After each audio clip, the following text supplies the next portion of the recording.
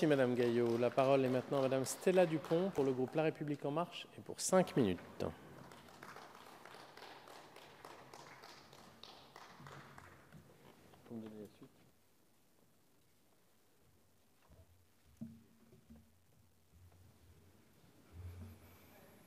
Merci.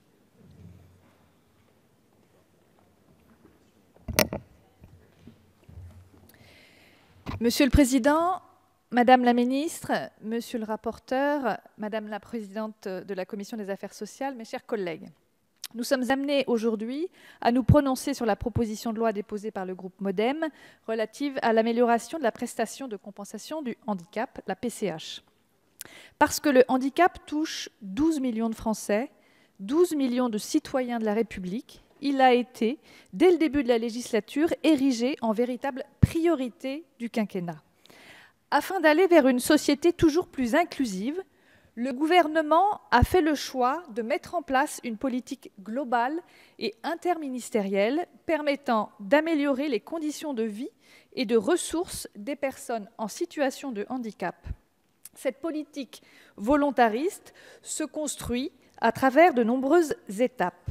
En tant que rapporteur spécial du budget pour la mission Solidarité, Insertion et Égalité des chances, je suis amenée à me pencher sur le programme 157 relatif au handicap et à la dépendance.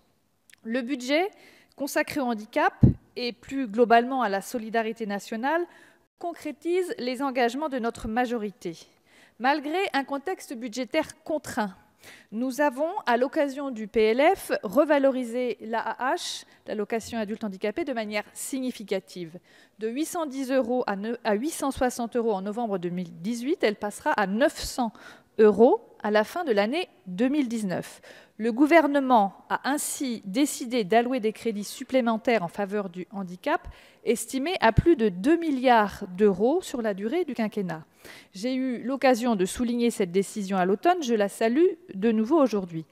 Mais il reste encore des combats à mener et des mesures à prendre en faveur d'une société plus inclusive et plus respectueuse des différences.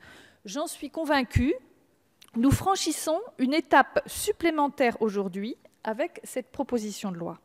Par conséquent, je remercie Monsieur le rapporteur, Philippe Berta, de s'être saisi de cet important sujet. Instaurée par la loi du 11 février 2005, la PCH concrétise le droit de toute personne handicapée à être compensée des conséquences de son handicap au regard de son projet de vie. Ce dispositif, qui vient se superposer aux aides de droit commun ou aux aides spécifiques, contribue à la prise en charge financière de certaines dépenses directement liées au handicap. Forte de constats dressés depuis la loi de 2005, la proposition de loi sur laquelle nous sommes amenés à nous prononcer aujourd'hui vise à améliorer le dispositif en place. Elle se base notamment sur des préconisations formulées par l'Inspection générale des affaires sociales lors de son évaluation de la PCH menée à la fin du quinquennat précédent. L'article 1 de cette proposition de loi va justement dans le sens d'une meilleure justice sociale en supprimant la limite d'âge d'accès à la PCH. La mesure fait l'objet d'un coût budgétaire estimé à 69 millions d'euros, comme cela a été évoqué par les collègues, et bénéficierait à 9000 personnes. Le second article, lui, répond à un constat. L'application du dispositif mis en place par la loi de 2005 est aujourd'hui trop variable d'un département à l'autre. La différence du montant de la PCH peut varier de 1 à plus de 3 en fonction des départements.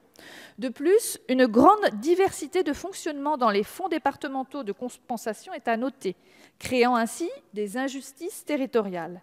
C'est pourquoi l'article 2 prévoit une expérimentation sur quelques départements visant à réduire le reste à charge des bénéficiaires de la PCH. Se pose la question du financement de cette expérimentation.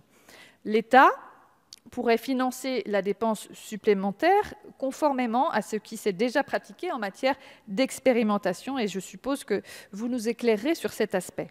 Et dans cette perspective, je ne doute pas que de nombreux départements seront candidats à l'expérimentation, tant ils ont vu augmenter leurs dépenses en matière de PCH au cours des 10 dernières années et tant ils aspirent à davantage de solidarité nationale en la matière.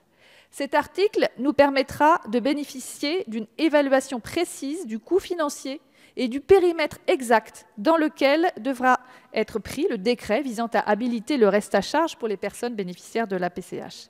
L'objectif étant donc de responsabiliser la dépense et de permettre la rédaction du décret attendu ou d'un texte afin de limiter au plus vite ces disparités importantes entre départements. Lors du comité interministériel du handicap de septembre dernier, le gouvernement et la majorité ont engagé des mesures très fortes en faveur d'une société inclusive. Cette proposition de loi va dans le même sens, celui de l'inclusion et de la solidarité nécessaires envers les plus fragiles. Elle doit aussi s'inscrire dans la perspective de l'élaboration de ce décret attendu, encadrant le reste à charge. Pour ces raisons, nous soutenons l'initiative de Philippe Berta. Merci. Je vous remercie. Excusez-moi pour le délai. Monsieur le rapporteur, Madame la Ministre, souhaitez-vous intervenir ou nous passons directement aux amendements? Nous passons donc directement